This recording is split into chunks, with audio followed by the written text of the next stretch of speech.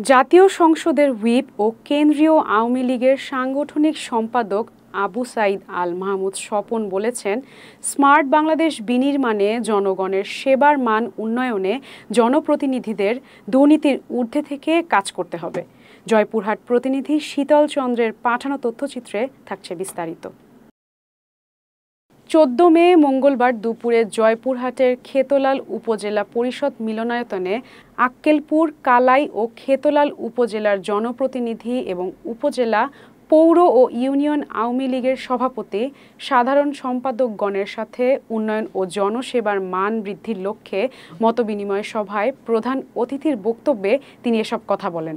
এ সময় খেতলাল উপজেলার নবনির্বাচিত চেয়ারম্যান দুলাল মিয়া সর্দার, আক্কেলপুর উপজেলার নবনির্বাচিত চেয়ারম্যান মুকসেদ আলী মাস্টার ও কালাই উপজেলার নবনির্বাচিত চেয়ারম্যান মিনফুজুর রহমান মিলন সহ উপজেলার জনপ্রতিনিধি এবং আওয়ামী লীগ নেতৃবৃন্দ উপস্থিত ছিলেন।